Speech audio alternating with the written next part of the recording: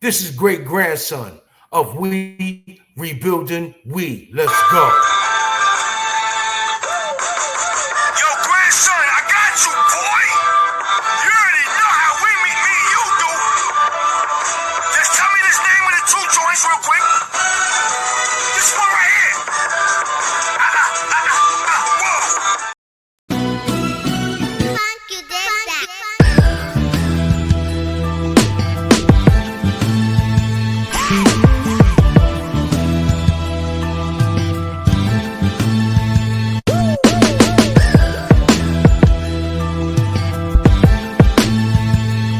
This is Channel of Rebuilding.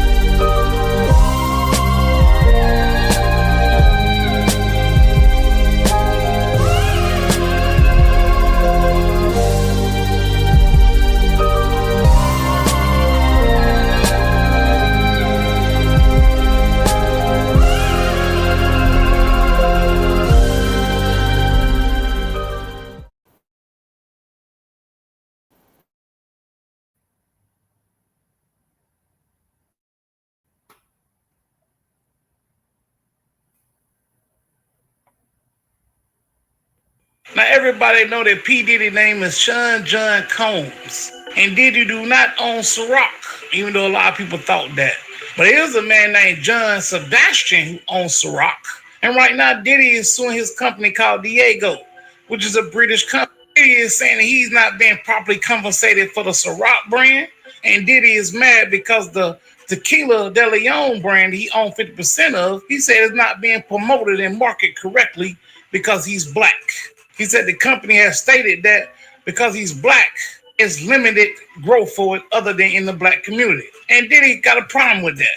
So Diddy filed a lawsuit with this company because him and Diego been in business for over 14 years. Now, a lot of us thought Diddy owned it because how hard did he go for it? And we also got to remember that before Diddy went to Ciroc, Ciroc was a struggling brand. But since Diddy been at Ciroc, Ciroc done made over $1 billion. Okay, so let's go look at the Ciroc deal. What happened? So Diddy in 2007 does the Ciroc deal, which is a partnership with Diageo to revive Ciroc vodka, taking a 50-50 profit sharing role rather than the standard endorsement. As brand manager and CMO, he elevated the brand from 40,000 to over 2 million cases a year, making it a premium product. Now, keep in mind, if you don't know who Diageo is, Diageo owns everybody. Johnny Walker, Crown Royal, Smirnoff, Kettle One, Don Julio, Casamigos, Captain Morgan, Bailey Irish Cream, Guinness. They own all these companies. So Ciroc, hey, this is big. We're bringing Diddy in. He's going to take it from 40,000 to 2 million. Profitable. This is great. Let's make some money together. 2013, De Leon Tequila co-ownership. Diddy and Diageo. Ooh, it's getting crazy, man. Well, Yeah.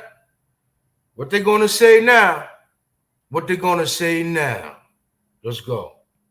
Good morning, everyone. I'm Kira Phillips. We're coming on the air because the jury has now reached a full verdict in the racketeering and sex trafficking trial of music mogul Sean Diddy Combs. Jurors had the court scrambling yesterday, you may remember, when they sent a note to the judge saying they had reached a partial verdict on 4 of the 5 counts, but they were stuck on the remaining racketeering conspiracy charge. The judge telling them to keep an open mind. Well, deliberation resumed this morning for a third day. The Combs trial has been going on for nearly 2 months. As you know, graphic testimony, disturbing sexually explicit images. And during yesterday's deliberations, the jury asked for a transcript of ex-girlfriend Cassie Ventura's testimony about the 2016 hotel attack that you're seeing here on your screen that was captured on surveillance video in that hotel. That video showing Combs kicking and dragging Cassie in a hallway. Cassie testified she was trying to escape one of those so-called freak-offs when Combs beat her and dragged her back into the room. The jury made up of 8 men and 4 women. Combs has pleaded not guilty to all the charges. Let's get right to our chief investigative correspondent, Aaron Katersky. He is outside the courthouse there in Lower Manhattan. Aaron, I understand now that Sean Combs has entered the courtroom. Sean Combs is now seated at the defense table, Kira, with his attorneys. Judge Arun Subramanian has just taken the bench, instructing everyone in the courtroom to maintain decorum when the verdict is reached. It comes after about 14 hours of deliberations over 3 days, and it comes after the jury became stuck on the top charge of racketeering conspiracy, saying they had reached a unanimous verdict on 4 of 5 counts, sex trafficking and transportation for the purposes of prostitution, but had become stuck when it came to the racketeering conspiracy charge. And it's a complicated charge because it required the jury to believe that Combs, if they were to convict, was the leader of a criminal enterprise who relied on his assistants and bodyguards and other employees to commit crimes with him. And there were 8 to choose from. The jury would have to find that Combs agreed to commit at least 2 of those 8 so-called predicate acts. But the judge at the time did not take a partial verdict. He instructed the jury to go back at it. It was too soon to give up. And here now, on the 3rd day of deliberations, after about 14 hours, Kira, the jury has reached a verdict. And Aaron, I understand that as I'm being told now, the jury is entering the courtroom. Give us a little bit of color from early this morning. Apparently, Sean Combs was allowed a moment with his family. They prayed together. Tell us about that, Aaron. This was not the first time that Sean Combs has prayed in the courtroom. The judge was not on the bench. He asked the marshals for permission to speak with his family. There's an entire row in the gallery, the second row of the gallery reserved for Combs's family members, his mother, twin daughters and sons, all there, other family members in the courtroom as well. And he asked them to hold hands, bow their heads, and pray. And that's when Sean Combs asked for blessings for his family and also for the jury. That jury is now entering the courtroom, Kira. And I'm told the jury is seated now. Brian Buckmeyer, our legal contributor, I want to bring you in on this. I'm going to have you comment on that in just a second. But let's talk about the RICO charge, the toughest charge here, but would bring the strongest penalty, right? In a sense, yes. So with the racketeering conspiracy, it does have a possibility of a life sentence. The reason why I say in a sense is because the sex trafficking by force, fraud, or coercion, that sentencing guideline has a minimum of 15 years to life. So life is a possibility whether or not RICO is met. But I think with the RICO, there's an added issue as well as to automatic forfeiture, because when you are convicted of a RICO conspiracy, the government isn't just looking to incarcerate an individual who participates, or in this case is allegedly the head of that racketeering conspiracy, but also to dismantle that conspiracy or that RICO from a financial standpoint. So all the stuff we heard about Sean Combs' homes and his enterprise and the bank accounts that were used for the sex trafficking and transportation to engage in prostitution, if convicted of racketeering conspiracy, that can also be dismantled or taken by the federal government. And Brian, talk about some of the charges that were dropped. Is it being read right now? Okay, let's go right into the courtroom. Okay, all right. It is being read right now, I am told. Aaron, let's take it back to you as we are now hearing from the judge inside the courtroom. So the jury, Kira, had to fill out this form, which lists the charges, proven, not proven, the predicate crimes, and whether Sean Combs is not guilty or guilty. On count 1, the racketeering conspiracy charge, Sean Combs has been found not guilty of racketeering conspiracy, perhaps the most complicated charge for the jury to understand. The count 1 had provided for a number of predicate acts, but the jury does not have to get into that because they have found Sean Combs not guilty of leading a criminal enterprise, not guilty of racketeering conspiracy. They will now move to the other 4 counts, 2 of them on sex trafficking and on and we have not guilty now on count 2, which was sex trafficking of Cassandra Ventura. Sean Combs has been found not guilty of sex trafficking when it comes to his former girlfriend, Cassie Ventura. There was a real debate that the jury heard over the course of the last 2 months about consent and coercion and the complications of deciding when an 11-year relationship between Combs and Cassie Ventura may have become a criminal one. And the jury decided it was not criminal sex trafficking when Sean Combs committed what his attorneys freely admitted was domestic abuse, as you saw in that video. He has been found not guilty now on racketeering conspiracy, not guilty on sex trafficking of Cassie Ventura. He has been found guilty on count 3, transportation for the purposes of prostitution. He has also been found guilty on count 5, transportation for the purposes of prostitution. These charges carry a maximum penalty of up to 10 years in prison, so we do have a split verdict. Sean Combs has been found not guilty of racketeering conspiracy, not guilty of sex trafficking. I work hard for my money. Okay. I work very hard for my money, so you don't have the right to ask me where I get my money. So we need to create ideas together. We need to exchange mindset, business mindset together. Not to you, because if I tell you now I'm wasting my time, you just want to monitor my money, have my money come and go. God, don't stop making me.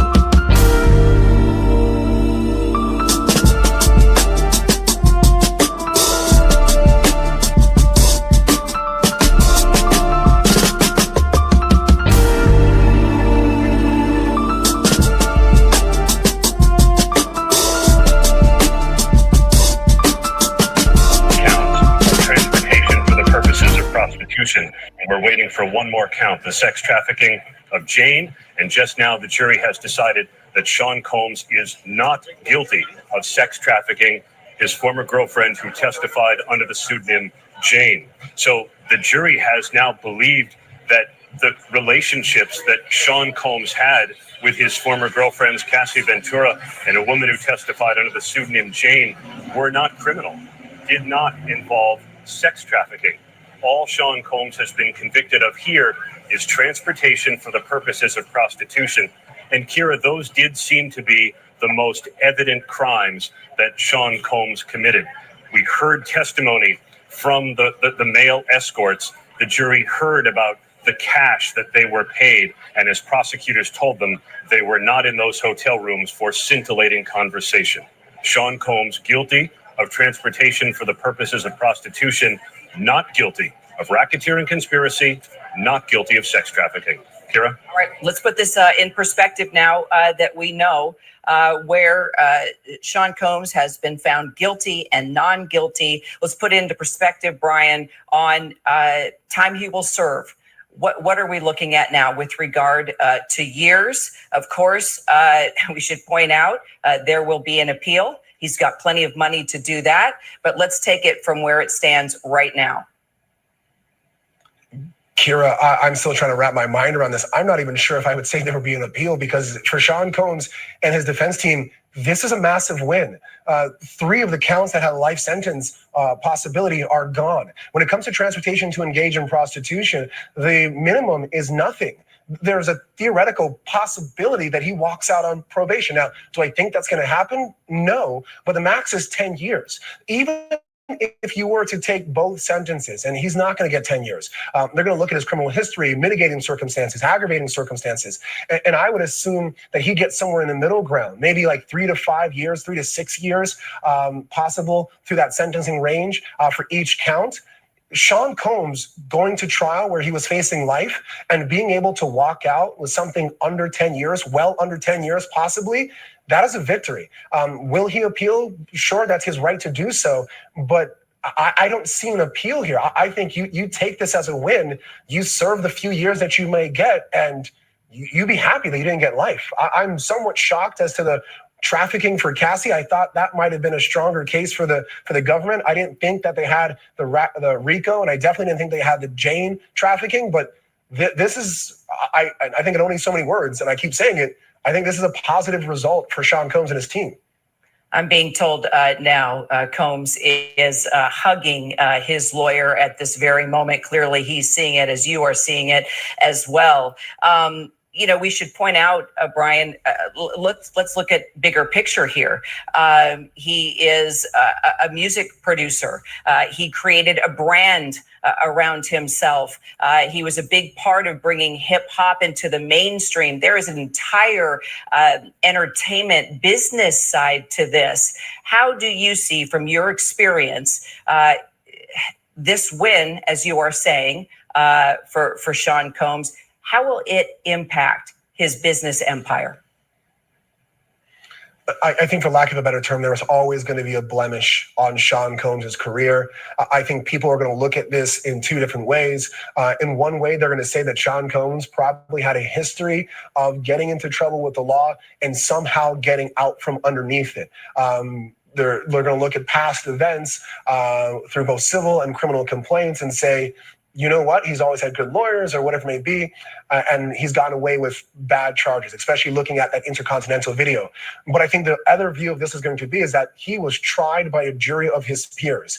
All of the information, the good, the bad, and the ugly, and everything in between was shown to these 12 people, and they did not see the criminal enterprise. They did not see the force, fraud, and coercion. And I think the trafficking to engage in prostitution, I think that's going to be a lighter blemish on his career in terms of the totality of what we saw, as to like, okay, so he paid for people to go across state lines to have consensual sex. And I think consensual sex will be a big part of the conversation based on how the verdict came out.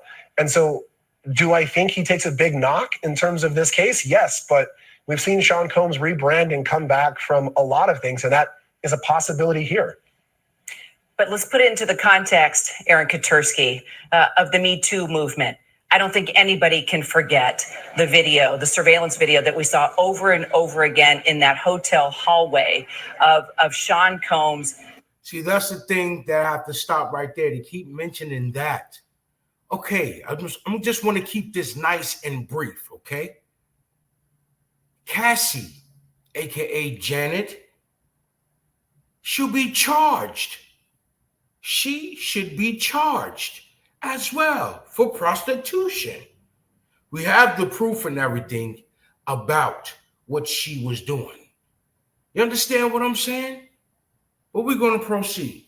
Barely naked in a towel, kicking and dragging Cassie Ventura. It's an unforgettable piece of video, and it was one of the most visceral pieces of evidence that the jury saw during the course of a nearly 2-month trial, Kira. And the defense freely admitted what's depicted on it is domestic violence, but they said all along, he's not charged with domestic violence. The defense insisted, even though the defense did not put on much of a case, called no witnesses, that what was depicted was not sex trafficking, and the jury seems to have agreed. And Sean Combs is clearly taking this outcome of a split verdict, guilty on only the transportation for the purposes of prostitution charges, as a win. The jury has been excused. As the 8 men and 4 women stood to leave their seats, Sean Combs made praying hands in their direction and bowed his head slightly as if to say thank you.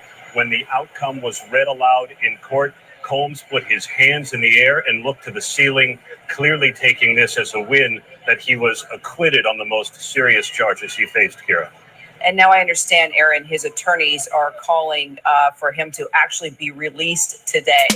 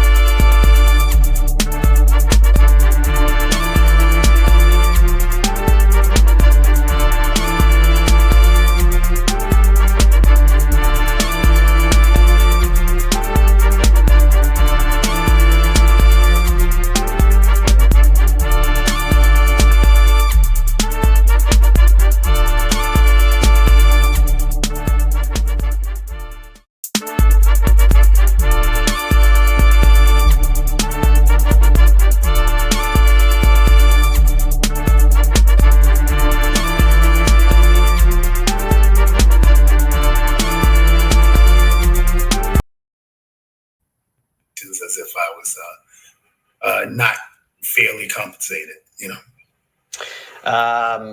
We've got a question. Where is this? Okay. Show and Tell Knitting asks, how will the results of this trial affect your interactions with clients like Diddy? Will you do anything differently in the future? As far as I'm concerned, I would not do anything differently. That was a nuanced situation for me. Obviously, I'm a male dancer. My trade on a regular basis is not sex work to that degree. That was a problem. I'm gonna stop it real quick. Right now, who's talking right now? The escort, the Punisher, the same guy that Cassie was paying, the same guy Cassie was calling, the same guy that Diddy was watching plow Cassie down. Wow. Position I indulged in, so I don't really see much changing. This was a very nuanced situation.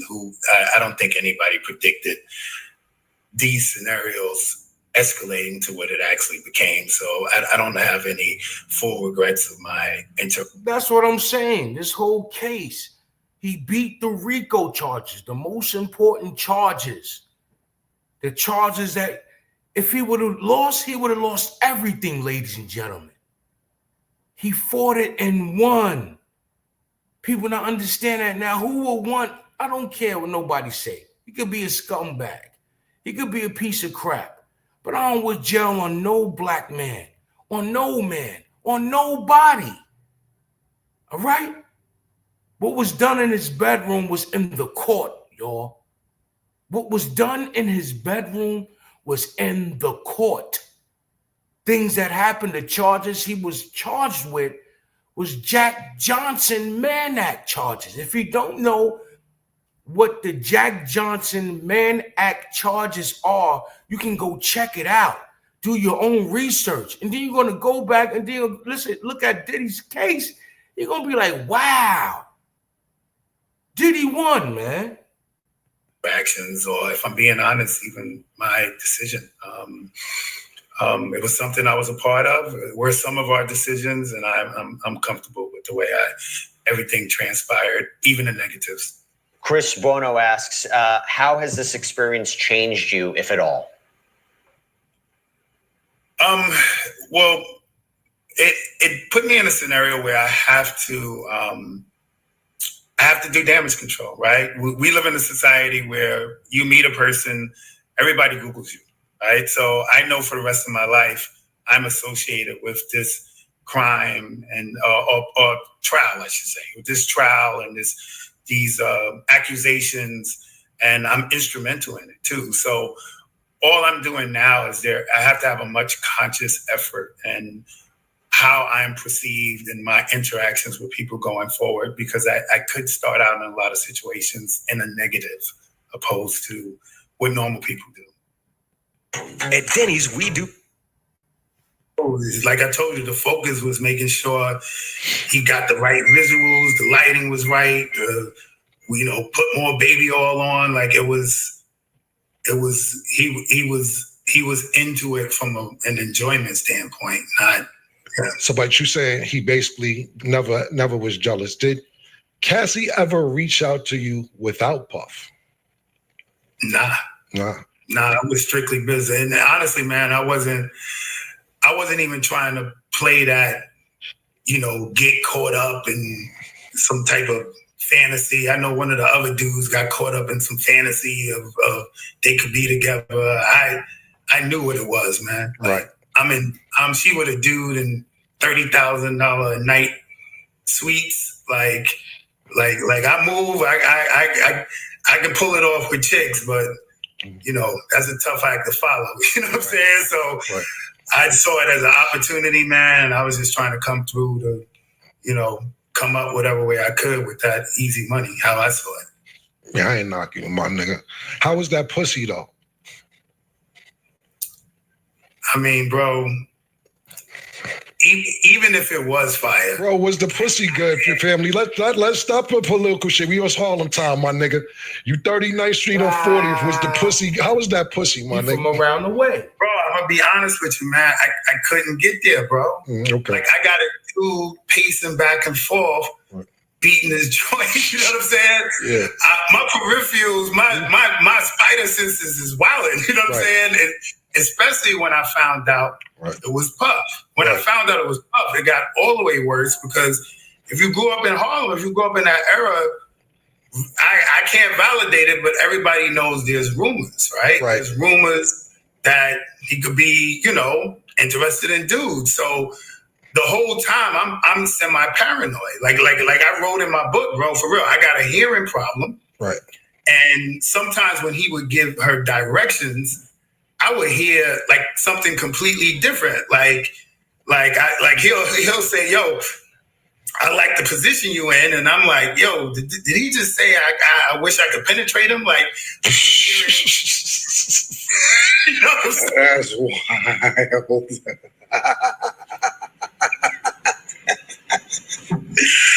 Yo, that's wild. Now, so those are the charges Diddy received. Jack Johnson, pause. That name is crazy for this dude right here. He caught the Jack Johnson, pause, Mann Act, pause.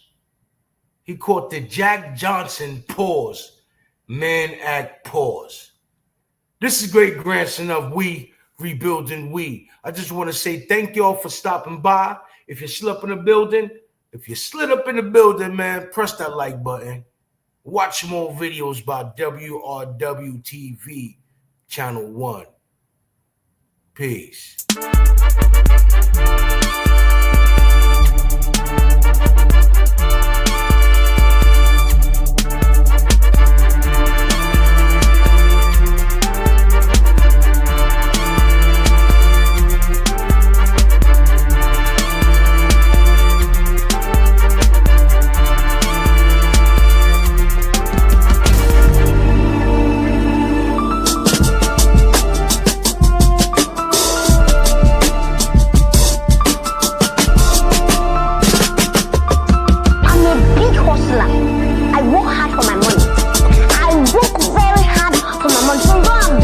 Where I get my money. So we need to create ideas together. We need to like exchange mindset, business mindset together.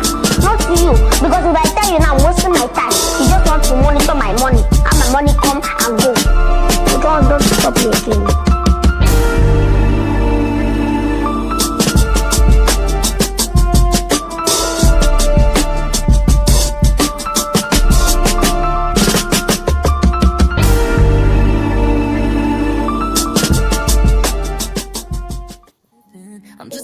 Let you do your talking. I know you a hater, I see you aiming. Ain't a secret, you just want my position. It's too late, I already got the crown. Took it to the bank, now it's in the safe.